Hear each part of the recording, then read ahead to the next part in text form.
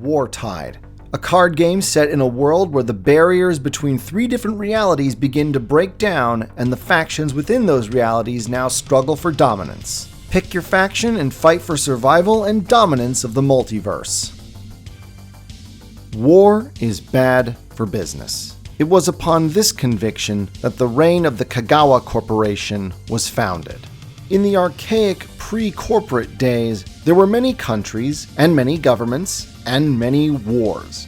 Wars that destroyed property and hurt profit margins. So it was that in this world populated by anthropomorphic animals of all sorts, wolves, felines, rabbits, etc., that the rich and powerful among their number looked at the state of the world and decided that they could do a better job of it. The world would be a better and more profitable place if it were run like a business.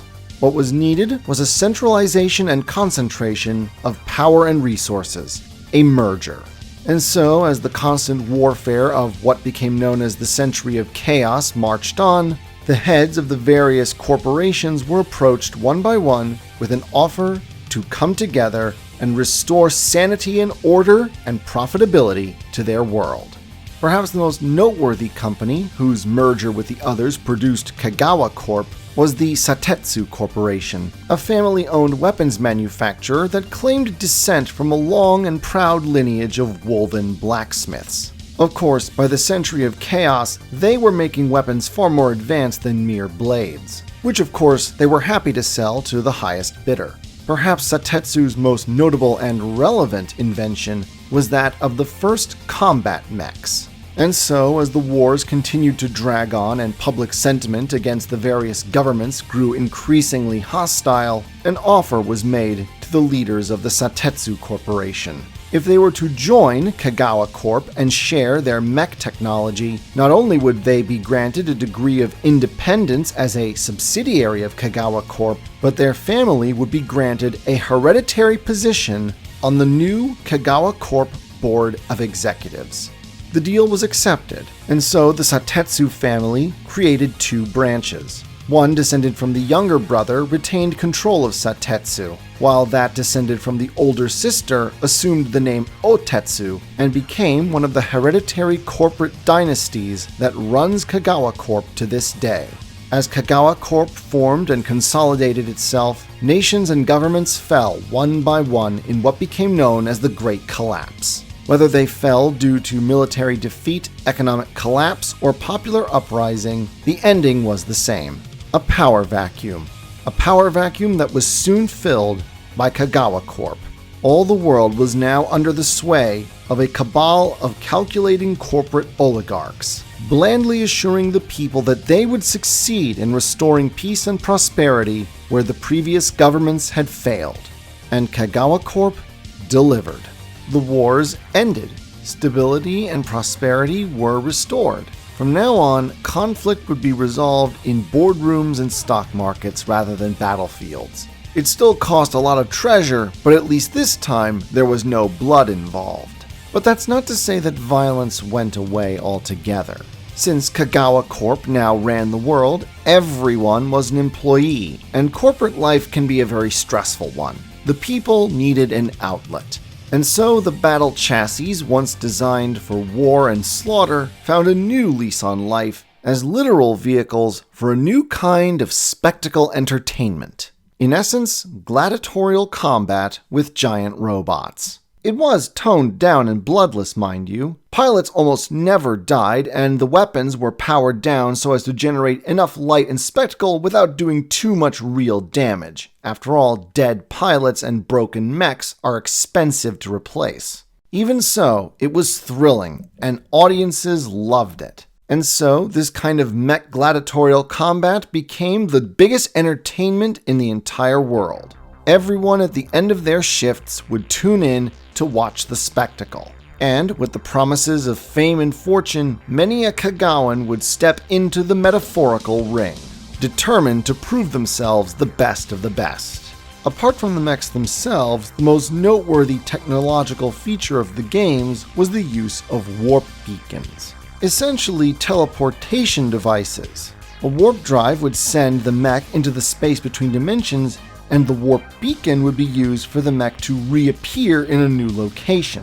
And since time doesn't exist in the space between dimensions, translation from one spot to another was almost instantaneous. And so mech pilots would teleport from wherever they were in the world to whatever venue that they were going to perform in. Nice, easy, and convenient. What no one, including the designers of the warp beacons, knew was that the use of these devices was actually slowly eroding the barrier separating the world of the Kegawa from all the other worlds in the multiverse. Each warp beacon punched one more tiny little hole in that barrier. Think a tiny needle punching small holes in a piece of leather. At first, it's no big deal. Most of the holes are so small you wouldn't notice. But eventually, the holes accumulate until it reaches the point where there's more holes than leather. And thus, the Kegawa unwittingly played a major role in bringing about the opening of the first rifts. And then, one fateful day, something went wrong.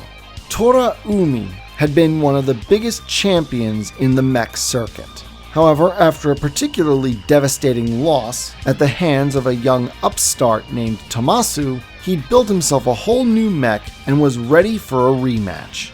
But then, something went wrong with the warp beacon. Tora Umi and his mech did not automatically transition to the location of the fight. He found himself stranded in interdimensional space for an obviously unknown length of time, though in the world of the Kegawa it was 6 months.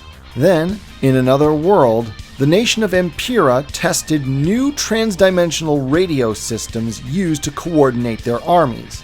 Those signals penetrated the interdimensional space, and Tora Umi's mech, the Tiger's Claw, locked onto that signal, and thus Tora Umi was finally rescued from the purgatory of interdimensional space. In the process, arriving in the world of Empira, tearing open the first rift in the process. Of course, news spread quickly. Something this big couldn't be kept a secret. When the first reports came in, Kegawa Corp didn't know what to make of it. These groups of strange hairless bipeds, one faction seeming to fight en masse with relatively primitive tech, while the other, much smaller in number, wielding strange supernatural powers. But what mattered more at this point was that whatever Tora Umi was doing on the other side of the rift, the world was watching, and ratings were going through the roof. Of course, since the Kegawa had left behind war long ago, they didn't have a standing army. The mech pilots, glorified prize fighters and fancy robots, were basically their closest equivalent. Every mech pilot, from the biggest names to the tiniest small fry, was called in. Tora Umi had, however unintentionally, established a warp beacon and a bridgehead. He needed reinforcements. All received the same directive. Memo: New combat region. All pilots, your primary mission is to defend the warp beacon. Maintain your broadcasts throughout your time across the void. Should the warp beacon be secure, move out and secure the surrounding area. Any non-corporation property or personnel are considered sanctioned targets. All pilots are free to destroy or capture any found. Please ensure you pay all appropriate finders, taxes, and retrieval fees on your return.